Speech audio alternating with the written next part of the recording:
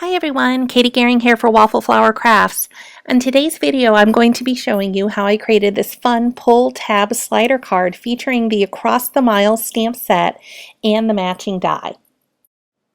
I'm going to start by creating my background for the card, and to do that I have pulled out a piece of white cardstock that is cut to fit an A2 card, and I'm creating a blended ink background using Distress Oxide inks in Worn Lipstick, Spiced Marmalade, and Fossilized Amber.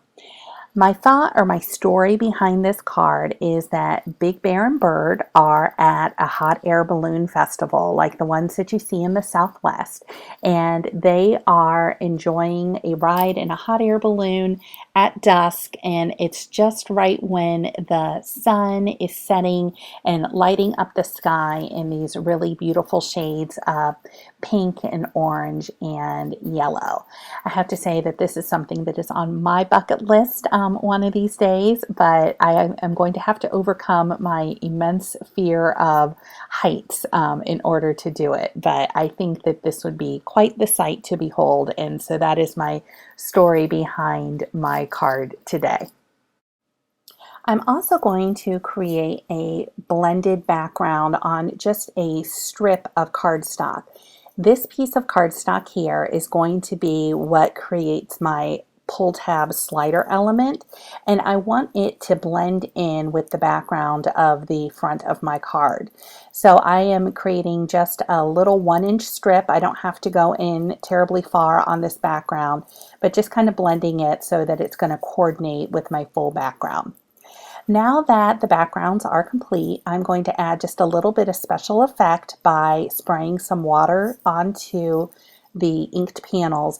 And what this does is it lifts up the ink, and then you can just kind of blot it away with a paper towel.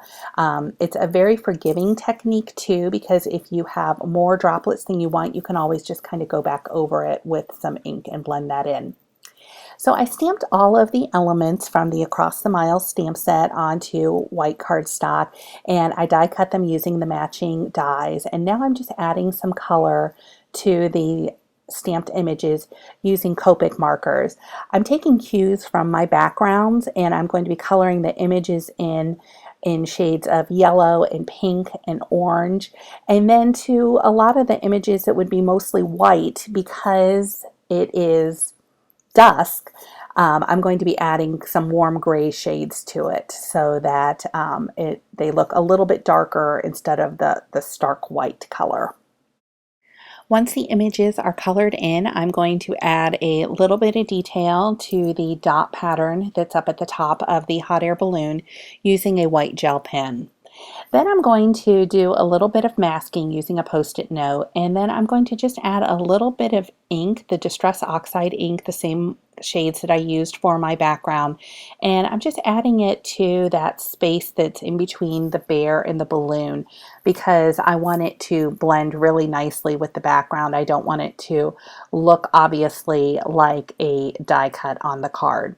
So once I have that in place, I'm going to go ahead and peel off the mask, and you see that it blends really, really nicely with the background. And my final step is going to be to just add a little bit of ink to the edges of the die cut using the Spiced Marmalade and the Fossilized Amber Distress ink. Again, just to kind of soften that border that goes around the outside of the die cut so that it's going to blend in even better with the background. So now it's time to create the slider track, and to do this I've pulled out the holiday words dies, and what these dies are going to do is they're going to create a rectangular track for me in the center of my card. It's not even going to matter what the sentiment inside says because we're really only interested in having that rectangle shape cut out of the card. So you just need to find a length that is going to work for you. I'm just securing that in place with a little bit of washi tape that I ran it through my die cut machine. And there you can kind of see there's the extra strip of cardstock that I had inked up, and that's going to go behind the card in that window. And then I'm adding 2 circles of foam tape, and I'm going to adhere my die cut to the strip. And then when I move it up and down, then my balloon will travel up and down as well. Now I'm going to build out the rest of my scene, and I'm going to do this by adhering the rest of the stamped, colored, and die cut elements to the card.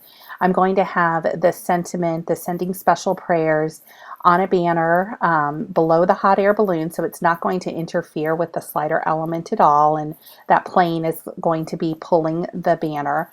Then I'm just going to arrange these clouds here, kind of tuck some of them behind the hot air balloons, just to give it a little bit more interest and dimension, and also kind of balance out some of the vibrant colors in the card with some softer shades of white and gray. The front of my card is pretty much complete. I'm just testing the slider element along the way to make sure that none of the extra images that I added are going to interfere with that slider mechanism at all. And then I'm going to be turning my attention into creating a channel for the slider element to ensure that it is going to be able to operate well as an interactive element for the recipient. So to create my back for the card, I'm going to be using adhesive backed fun foam. And this is a supply that you can pick up in most any big box craft store. You could probably even find it at like a Walmart. And I'm going to use this in the place of foam tape because I'm going to need a lot of it on the back of my card. To create kind of a channel for my slider element, and this just ends up being a lot more economical but still convenient because that adhesive backing really does help us save quite a bit of time and effort and still gives us the effect that we're going for.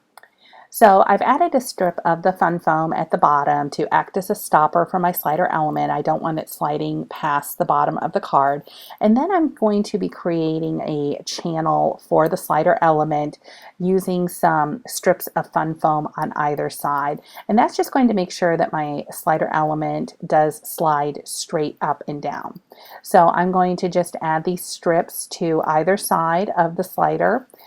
I'm trimming them to fit the space that's available and then removing the backing for the adhesive and then adhering it to the card.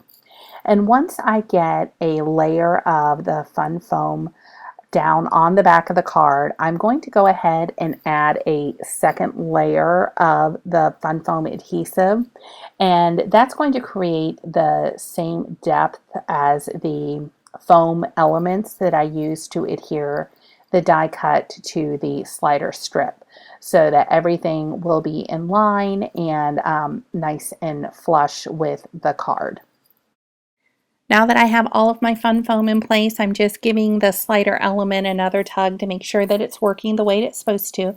Then I flip the card over, and with a 1 1/4 inch circle punch, I'm just creating a little bit of a notch for that slider pull tab. I'm also going to pull out my paper trimmer, and I'm going to trim off the top of that tab just a little bit so that it is going to be flush with the top of my card and not extend past the top of my card base. And then finally, with a black pen, I'm just going to draw a little bit of an arrow there, just freehand drawing it, so that my recipient will know to pull on that tab for a little bit of an interactive special surprise. Then I'm going to adhere the completed panel to an A2 card base using score tape. And as I'm doing this, I'm making really sure not to put any adhesive in the center of the card that would interfere with the slider panel. So I'm just lining it up there and then pressing it into place, and I'm going to give that slider tab another pull just to make sure that it is working the way it's supposed to. And here's a final look at the finished card. For more product information, please visit waffleflower.com, and don't forget to follow us on YouTube, Instagram, and Facebook for even more creative ideas. Thanks so much for watching. Have a great day.